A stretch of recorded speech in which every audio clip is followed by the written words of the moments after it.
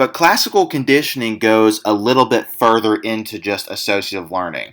Okay, it is associative learning, but it helps us to anticipate events. So we all know or have at least heard of the Pavlov's dogs experiment, right? Where Pavlov trained his dogs to salivate to the ringing of a ticking metronome, but we always say bell. They salivate to the sound of a bell.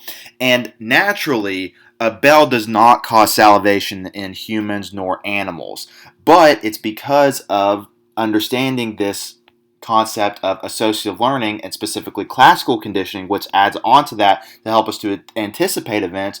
We can now train our reflexes to associate with stimuli that's totally neutral or unrelated, and then it will become a conditioned stimulus, which elicits a conditioned response or reflex. Okay, so I know I said that was a whole lot of verbiage to take in one setting, but let's dive a little bit more into this. So as we know, we all have unconditioned stimuli.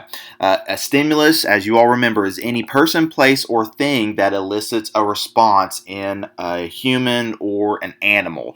So naturally, food is an unconditioned stimulus for us. You don't have to do any training for us to salivate or want to desire that particular food. Or that particular stimulus, which is food. Now, that unconditioned response is a response that needs no training whatsoever, as I've already mentioned. So naturally, food equals salivation whenever we're super hungry. All right. Now, when it comes to the actual conditioning part, what happens is we're pairing something that's completely neutral with an unconditioned stimulus.